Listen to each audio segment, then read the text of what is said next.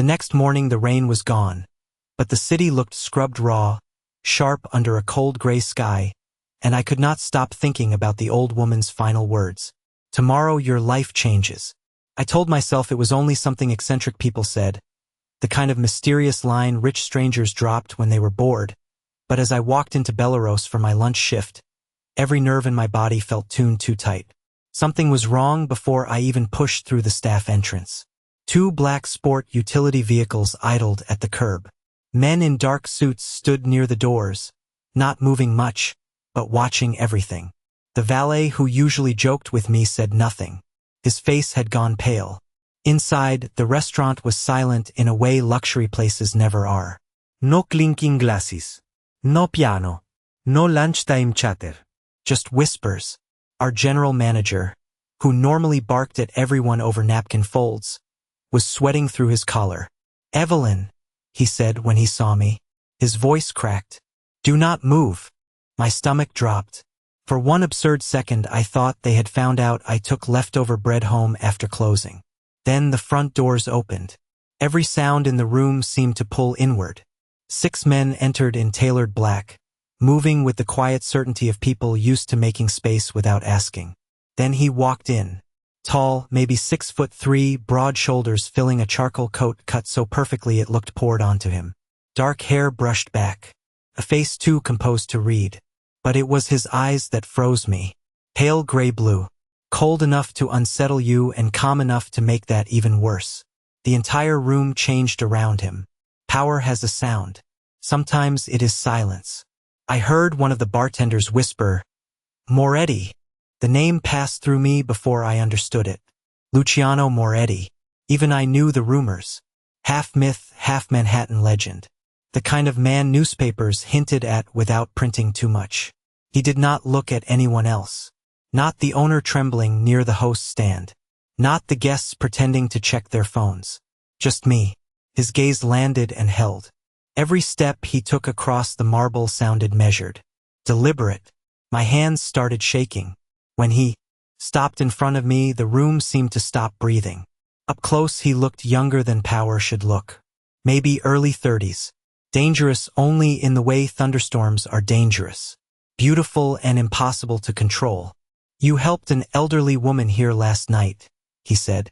His voice was low, almost gentle. Not a question. "Yes," I managed. "She fell." A flicker crossed his expression. Approval maybe, or memory. "My mother does not fall." I blinked. The room swayed. "My mother." The words hit harder than if he had raised his voice. Around us, everyone who laughed the night before had gone perfectly still. I could feel their fear changing shape. Luciano reached into his coat and held up the silk handkerchief with the lion crest. "You kept this." She dropped it. Most people would have sold it. I did not know what to say. My manager stepped forward mumbling apologies for the previous evening. But Luciano lifted one finger and the man stopped talking mid-sentence. "No anger. Just command." Then he looked at me again. "Come with me." My pulse stumbled. "What?" "My mother asked for you." I almost laughed from nerves. "I have a shift." A hint of something near amusement touched his mouth. "Not anymore." Behind him someone at a nearby table accidentally dropped a fork.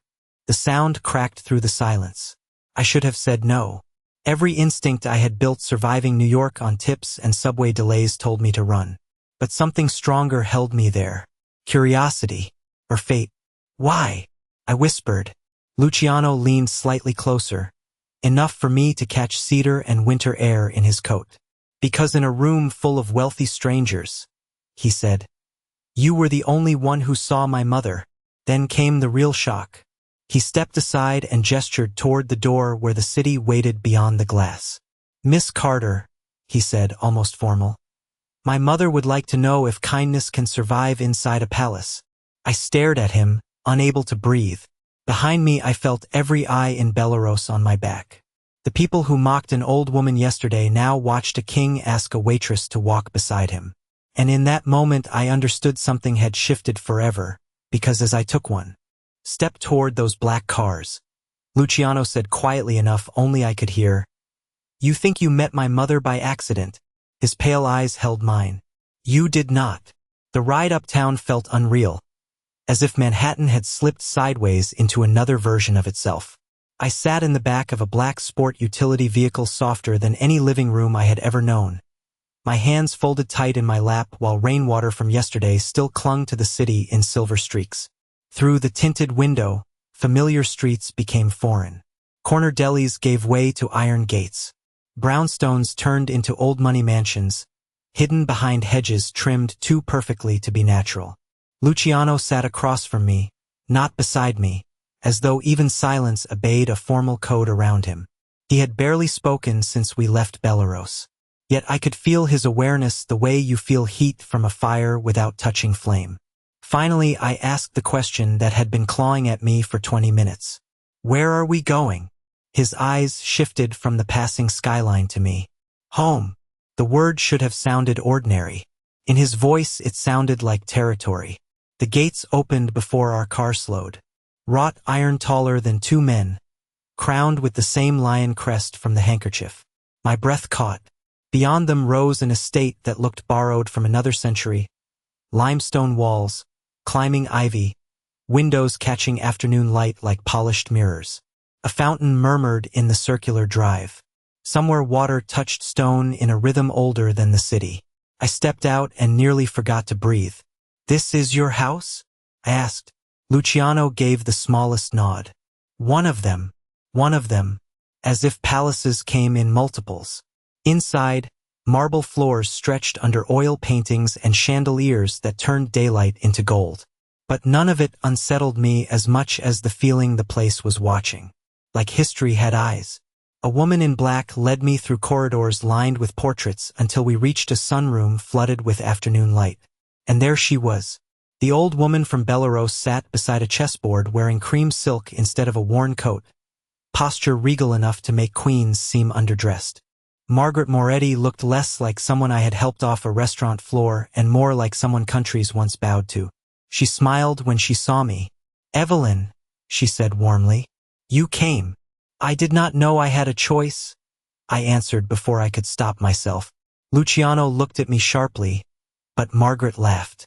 Real laughter, rich and delighted. Good, she said. She has a spine. Tea appeared.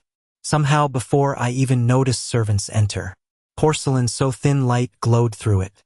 Margaret poured for me herself. That unsettled me more than luxury. Powerful people did not pour tea for waitresses. Tell me, she said, watching me over the rim of her cup. Why did you help me last night? Because you fell. Others saw that. They laughed. Her gaze sharpened. And you did not. I hesitated. My mother used to say dignity costs nothing to offer. Something changed in her face then. Something almost hidden. Grief, maybe. Luciano stood near the window silent, listening. Margaret gestured toward the chessboard. Play with me. I almost smiled. I barely know how. Perfect, she said. People who know all the rules rarely surprise me. The game began strangely. It did not feel like chess. It felt like being examined. Every question disguised as small talk. What frightened me, what loyalty meant, whether poverty makes people bitter. I answered honestly because lying felt impossible in that room. Halfway through, Margaret moved a bishop and said casually, Did Luciano tell you I chose to fall yesterday? My hand froze over a pawn. What? She smiled faintly. I wanted to know if goodness still existed where wealth performs virtue. My pulse kicked hard. I looked toward Luciano. He did not deny it. Twist upon twist. The fall had been a test. I had been tested without knowing. Why me? I whispered. Margaret leaned in. Because my son trusts almost no one. Then came a quieter blow. But he remembered you. The room seemed to narrow. Remembered me? Luciano finally spoke. 3 winters ago in Midtown, a teenage boy was being harassed outside a subway station. Memory flashed. Snow. A runaway kid in a threadbare hoodie. Me giving him my scarf and $20. That was you. I breathed. His pale eyes held mine. I wondered when you would recognize fate. My heart pounded so loudly I barely heard Margaret's next words. You think you were brought here because you helped an old woman. Her fingers rested over mine, cool and steady. No, Evelyn. You were brought here because some debts begin long before we understand them. Then a servant entered quietly and whispered something into Luciano's ear. His expression changed, not darker, only alert. He looked at me with unreadable intensity. Tonight there is a dinner, he said. People will test you there too. Margaret moved her queen, trapping my king before I saw it coming. Check, she said softly. Then she smiled in a way that made my skin prickle. Let us see whether kindness survives power, child. By dusk the mansion had changed. In daylight it felt ancient and watchful. At night it breathed. Candles flickered against mirrored walls. Crystal caught fire from chandelier light. Somewhere a string quartet played low enough to feel like memory instead of music. I stood in a borrowed midnight blue dress Margaret insisted I wear. Simple but elegant. Nothing like the glittering gowns moving through the Moretti ballroom. I had never seen wealth displayed this quietly, as if true power did not need to announce itself. Luciano found me near a terrace before guests arrived. He wore a black tuxedo with the same unsettling calm as everything else he wore, like clothing adapted itself to him. For a long moment he said nothing, only studied me in a way that made the room seem less crowded. You look uncomfortable, he said. I feel like an imposter. Something almost amused touched his mouth. Imposters usually know they are pretending. I glanced at the sea of political donors, old families, men whose names appeared on hospitals and museum wings. And what am I? His answer came too quickly. Unexpected. My pulse betrayed me. Before I could respond, guests began arriving in waves. Margaret moved among them like a queen disguised as a widow. Then I met Grant Holloway. I felt him before I knew his name. Tall, polished, handsome in the way expensive things are handsome. But his smile carried calculation sharp enough to cut. He approached with a champagne glass and looked me over as though cataloging an inconvenience. You must be Luciano's social experiment, he said. I thought I misheard. Excuse me? The waitress. His voice was soft enough to sound almost kind, which made it worse. Manhattan is always collecting Cinderella stories. Heat rose in my face, but I kept my voice level. And yet here you are speaking to one. His smile tightened. Careful. Rooms like this have rules. I should have stepped away. Instead, something stubborn in me held ground. So does dignity. For one suspended second, his expression hardened. Then he laughed lightly, as though I had entertained him. Interesting. He drifted off into the crowd, but unease stayed behind like smoke. Later at dinner, I was seated far too close to people who spoke in coded language about acquisitions and alliances while pretending it was philanthropy. I reached for my water when Grant lifted his glass and said to the table, "Remarkable what charity can do. Even waitresses dine with kings now." A few smiles flickered. A woman near him looked embarrassed for me. My chest tightened. I felt every old humiliation from unpaid bills to cheap shoes rush back at once. Across the table, Luciano said nothing. He only watched me, and somehow that silence stung worse. Was this another test? I set down my fork carefully. Some people inherit silver, I said. Others learn how to polish it. A breath of surprise moved through the table. Grant's smile thinned. Spirit. How charming. Then he added, louder, though spirit does not buy pedigree. I saw movement in Luciano then. Just a small shift. But the air changed. He placed his glass down with impossible calm. Grant, he said softly. One word. The room quieted. Yes. Grant answered, still smiling. Luciano folded his hands. You mistake breeding for worth. No one moved. Even the quartet seemed to disappear. Luciano turned toward the full table. Since we are discussing pedigree, he said, perhaps we should discuss Holloway Capital's frozen accounts. Grant's face lost color. I blinked. What? Murmurs rippled. Luciano continued almost conversationally. Funny thing about betrayal. It compounds interest. Grant tried to laugh. I do not know what game this is. Luciano's pale eyes turned glacial. The one you started when you sold information to men who underestimate my family. Shock hit the table like thunder with no sound. I looked from one face to another. No one was laughing now. Luciano leaned back as though discussing weather. As of 1 hour ago, your board removed you. Your partners resigned. Your name no longer opens the doors it opened this morning. Grant looked physically smaller. You cannot do this publicly. I already did. The catharsis in that moment felt almost frightening. Yesterday strangers laughed at an old woman on marble.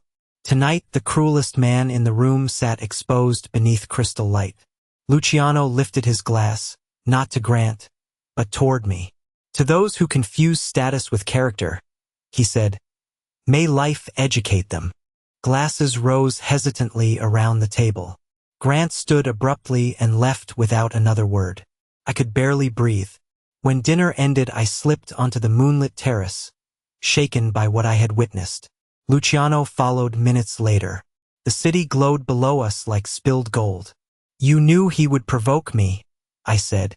I suspected. And you said nothing. I needed to see whether you bent. I turned sharply. Another test? He stepped closer, not touching me, but close enough the night air changed. No, Evelyn. His voice lowered. Proof. Of what? His gaze did not waver. That the woman who helped my mother would not lower herself before a coward. My heartbeat stumbled. Then he said something that shifted everything again. Grant was not interested in humiliating you. I frowned. Then what? Luciano looked toward the dark gardens. He was trying to see whether you had recognized him. Cold slid through me. Recognized him from where? Luciano's answer came like a match struck in darkness.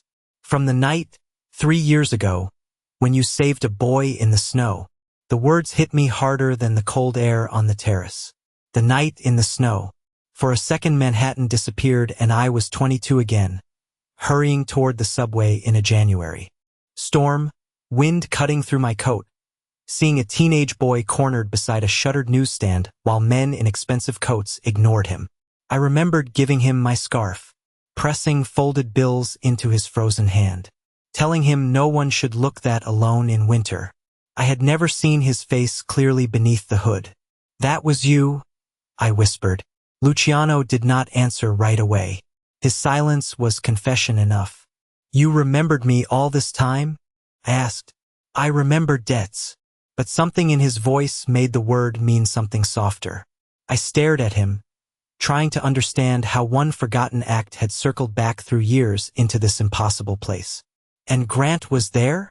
Luciano nodded once. Watching. A chill ran through me deeper than the night. Why?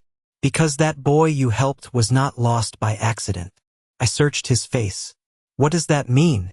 His jaw tightened as though deciding how much truth to release. 3 years ago, I disappeared from my own world for 1 week. Why would a man like you disappear? His pale eyes held mine. To see whether anyone still treated strangers like human beings. I almost laughed from disbelief. You were testing the world? The world failed often. He looked at me. Except once. My breath caught. Before I could answer, Margaret appeared at the terrace doors wrapped in silver shawls and moonlight. I wondered how long fate would keep the two of you talking before admitting itself, she said. There was warmth in her voice, but something else too. Concern. She touched Luciano's arm lightly. There has been another development. He looked at her and something unspoken passed between them. A current I was not meant to understand. What happened? I asked. Margaret studied me, then made a decision. Come. She led us through a quieter wing of the estate into a private library-lined floor to ceiling with old leather spines and family portraits. Firelight flickered over carved wood. It smelled of cedar and secrets. She opened a drawer and withdrew a worn envelope tied with faded ribbon. This belonged to your mother. My pulse stumbled. My mother. I had not heard anyone here mention her. Ever. My mother had been gone 8 years. How do you know my mother? I asked. Margaret handed me a photograph. My fingers trembled.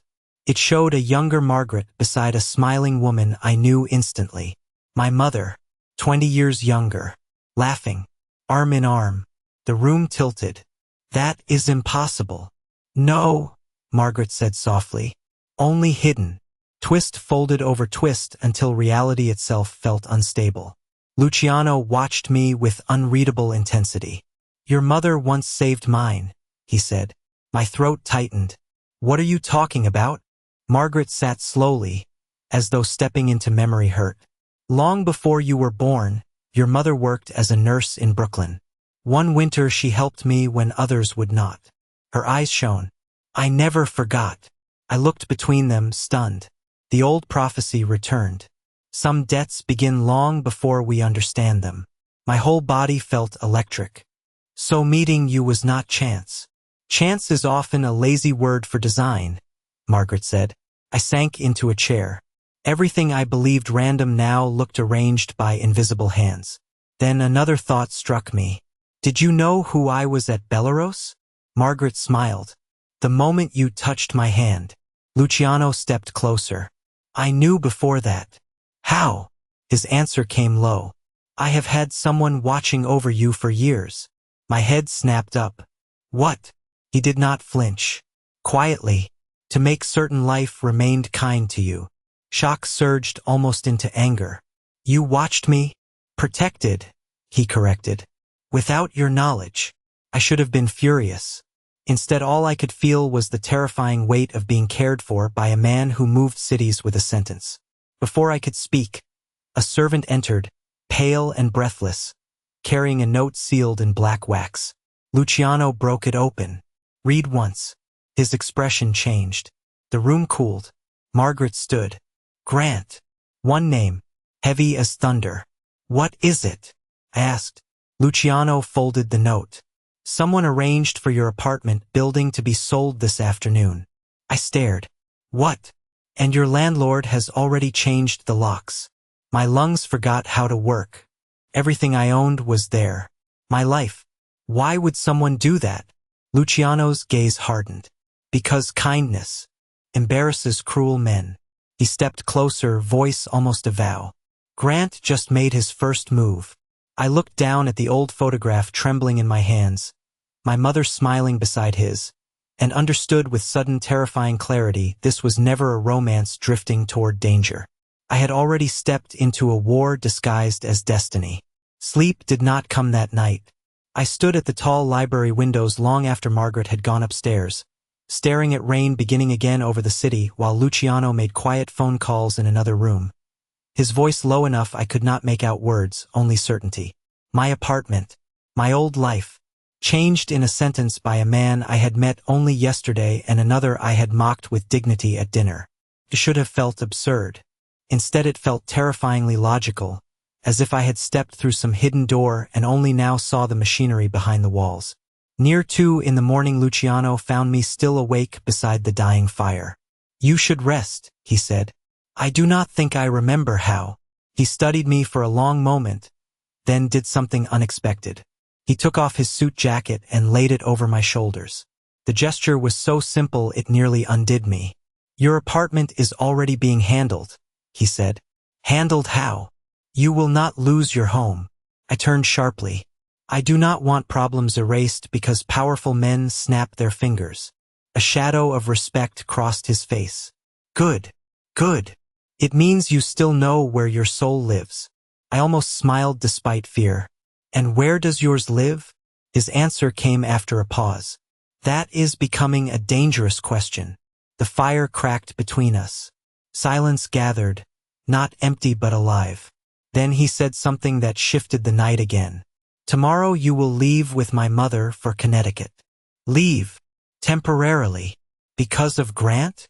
Because I underestimated how quickly he would move. I folded Luciano's jacket tighter around me. It smelled faintly of cedar and winter. I am not something to be hidden.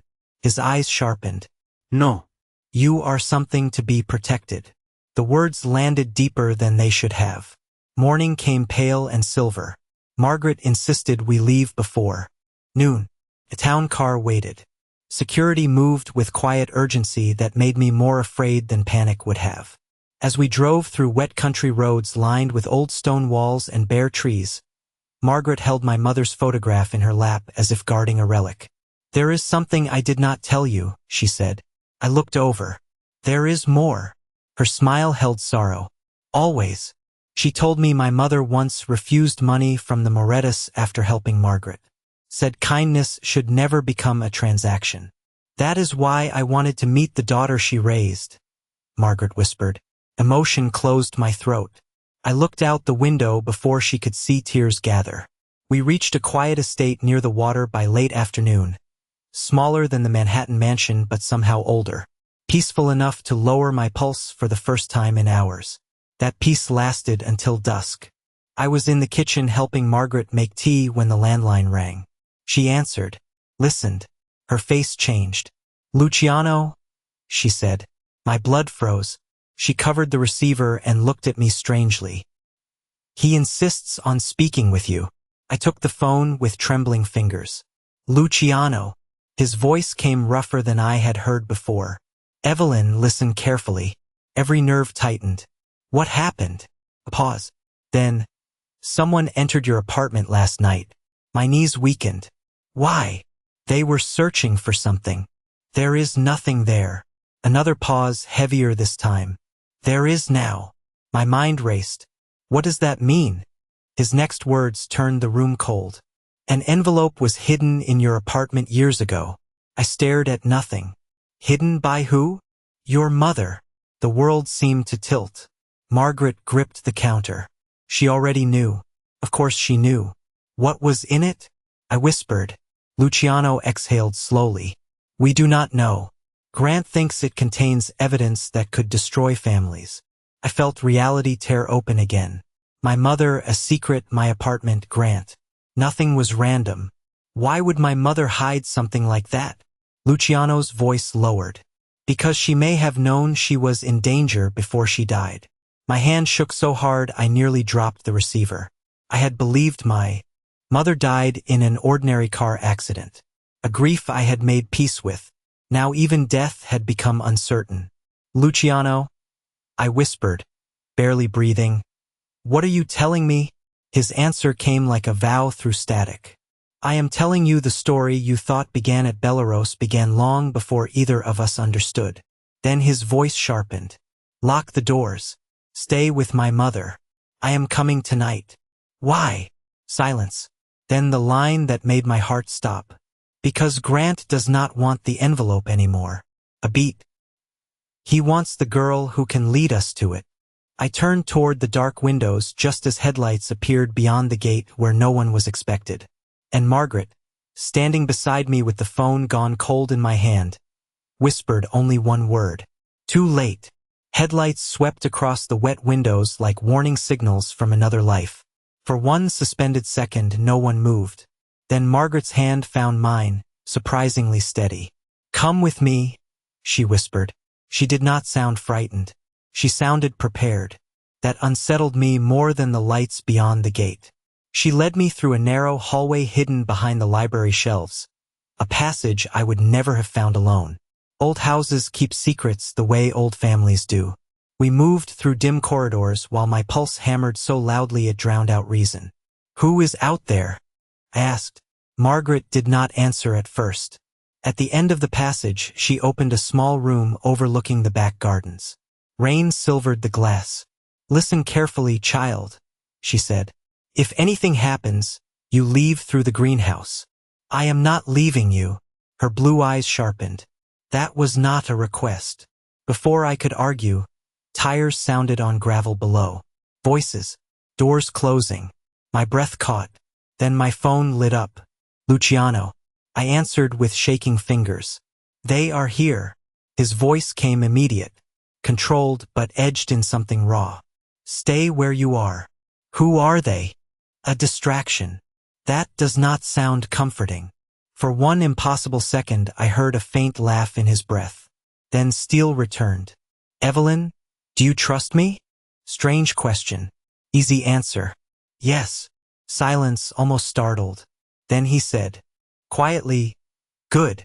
What happened next unfolded too fast to feel real. More headlights flooded the grounds. Not one car. Many. Margaret looked through the curtains and exhaled. My son. Outside, dark vehicles swept through the rain like shadows returning home. The energy in the house changed. Not chaos. Precision. Through the window I saw figures moving with urgent purpose. But no panic. Luciano had arrived. Relief hit so hard it almost hurt. Minutes later he appeared at the hidden doorway, rain on his coat, pale eyes searching until they found me. I did not realize I had moved until I was across the room. I stopped inches from him, breathless, furious, relieved all at once. You scared me. I know. His hand lifted as if to touch my face, then stopped midway, restraint stronger than impulse. Are you hurt? No. Margaret watched us with unreadable amusement. Then Luciano's expression shifted. We leave now. What about whoever came? I asked. Gone. Gone. He gave the faintest hint of dark humor. People become less bold when they realize they have been expected. Even now he spoke in riddles.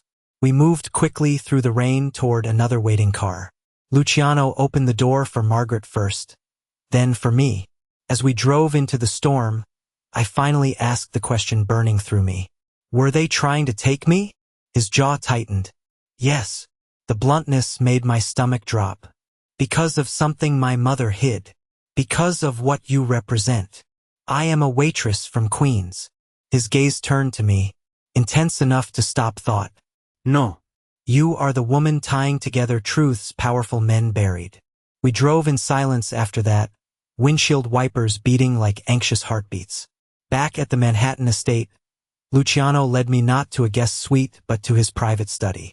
Firelight flickered over maps, old books, and a framed black and white photograph I had never seen before.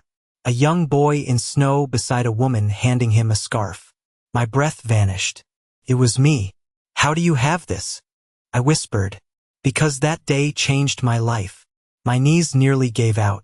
You had a photograph taken? One of my security men did. You kept this for 3 years? He looked, almost offended. Longer. Something vast and dangerous shifted in the air between us. Not desire. Recognition. Then he opened a locked drawer and placed a weathered envelope before me. My hands trembled. What is this? It was delivered tonight from a safety deposit box in your mother's name. I stared. You found it? No, his eyes held mine. Your mother arranged for it to find you when the wrong people started looking. I touched the brittle paper but did not open it. What if it changes everything? Luciano stepped closer. So close his voice dropped to a vow. It already has. Margaret entered quietly, carrying a small silver key. The envelope is only half of it, she said. The rest is hidden where your mother once worked. My mind spun. A hospital. Brooklyn. Memories of my mother's stories rushed back. There is more. Margaret nodded. Enough to bring down a dynasty. Then Luciano looked at me with a calm so absolute it felt like thunder waiting. At dawn we go retrieve the truth. I should have been terrified. Instead something fierce awakened in me. The girl who served tables seemed very far away. I picked up the envelope, turned it over. On the back, in my mother's handwriting, were 7 words that made every secret suddenly personal.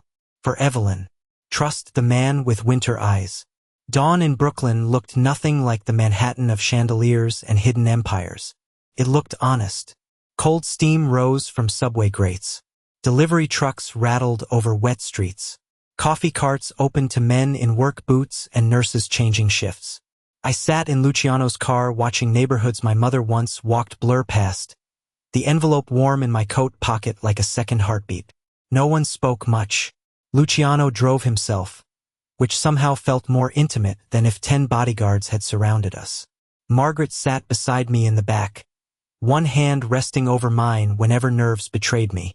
We stopped in front of St. Agnes Medical Center, a brick hospital older than memory, where my mother had worked before I was born. The place looked too ordinary to hold secrets capable of shaking dynasties. That made it feel even more dangerous. What exactly are we looking for?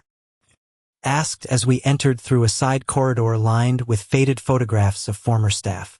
Luciano answered quietly. Your mother hid something in a chapel archive beneath the old wing. How do you know? He glanced at Margaret. She answered for him. Because I helped her hide it. Even now revelations arrived like lightning. We moved through basement halls smelling of paper and old stone until Margaret stopped before a locked iron gate beside a forgotten chapel. She handed me the silver key from last night. This opens only if blood remembers, she said. I almost smiled. That sounds dramatic. Truth usually is. The key turned with a heavy click. Beyond lay a small archive room untouched by decades. Dust floated in morning light through stained glass. Felt like entering a held breath. Beneath an old wooden altar we found a metal box wrapped in oilcloth. My hands shook lifting it. Inside lay documents, photographs, and a ledger bound in cracked leather. Luciano opened the ledger first. His expression changed. Dear God. I leaned over. Names, dates, payments, politicians, judges, business magnates. A web of hidden alliances older than I could process. Then I saw one name circled in my mother's handwriting. Grant Holloway's father. My skin went cold. This was never about money, I whispered. Luciano nodded. It was about inheritance. Margaret unfolded a final letter addressed in my mother's hand. She told me to read aloud. My voice trembled as I began. If Evelyn ever opens this, then darkness has reached farther than I prayed. There was silence except for my breathing. The letter revealed my mother had uncovered a scheme decades earlier involving stolen charitable funds laundered through powerful families. She gathered evidence but feared exposure would cost lives. She trusted Margaret. She trusted one day her daughter might finish what she could not. Tears blurred the ink. Then came the final line. Trust Luciano Moretti. His father died protecting this secret. I looked up stunned. Your father died because of this? Luciano's face had gone still in that frightening way powerful grief goes still. I was 12. The boy in the snow suddenly made sense. Not loneliness, exile, loss. My chest ached for him in a way I had no defense against. Then footsteps echoed beyond the gate. We all froze. A nurse? Security? No. A familiar voice drifted from the corridor. Grant. My blood turned to ice. You always did hide your treasures in churches, he said from the shadows. He stepped into the doorway alone, immaculate as ever, smiling like a man attending opera. Did you really think I would not follow the daughter? Luciano moved between me and the gate instinctively. Grant laughed softly. Relax. If I wanted destruction, we would not be discussing archives. His gaze found me. Miss Carter, your mother was inconveniently noble. I should have been afraid. Instead, anger burned clean through fear. And you inherited what exactly? I asked. His smile faltered for the first time. Good. Luciano's voice turned glacial. Leave. But Grant only looked at the ledger. Keep the papers, he said. I came for something else. Confusion flickered through all of us. What? I asked. His eyes met mine. To tell you the final twist your mother never wrote. Silence tightened. Grant's next words shattered what remained of certainty. Evelyn, your mother did not merely protect the Morettis. He paused. She was meant to marry into them. My breath vanished. What? Margaret looked stricken. Luciano actually stepped back. Impossible. Grant smiled sadly now, almost human. Had fate bent 1 inch differently, you and Luciano would have been promised before birth. The room seemed to tilt under me. Destiny was not metaphor anymore. It was architecture. Grant placed a sealed photograph on the altar and stepped away. Your enemy is not me, he said quietly. It is the men whose names begin after page 72. Then he left as suddenly as he appeared. None of us moved for several heartbeats. I turned to Luciano. Did you know? He shook his head once, almost dazed. Margaret whispered like prayer. The old vows. My fingers opened the photograph Grant left. It showed our mothers younger, standing beside 2 men. One was Luciano's father. The other was mine, and written across the back in fading ink were 6 words that made every twist feel like prophecy fulfilled. 2 families, 1 oath, children bound by mercy. People think destiny arrives with thunder. Mine returned in silence, in an old hospital chapel with dust on my hands and a photograph rewriting blood.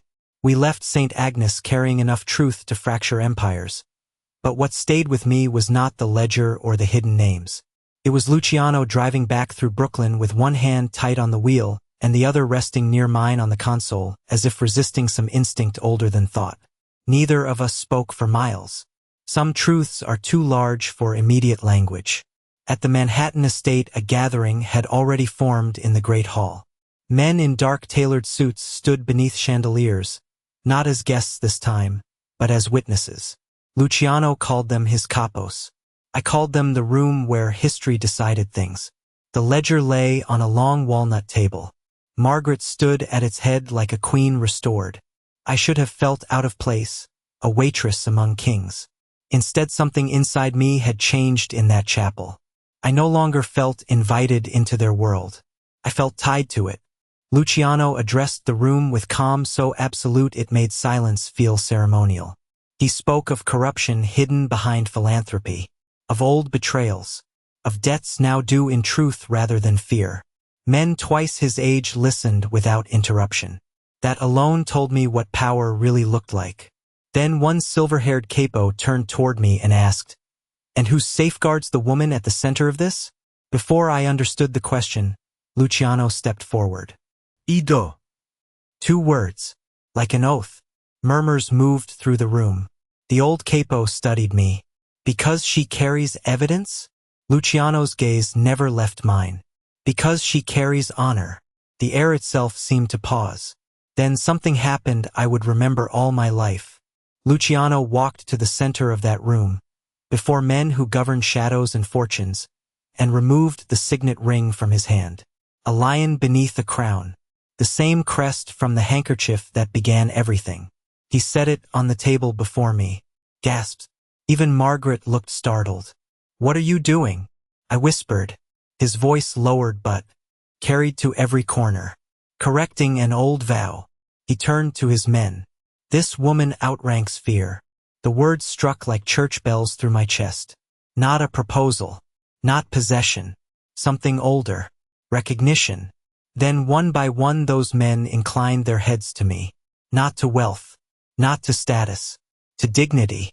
I felt tears threaten and hated them. Luciano stepped closer. "The city has bowed to me for years," he said quietly, "only for me. Tonight I bow to what made me human again." I should have spoken. Instead I laughed through tears because it was too much beauty after too much darkness.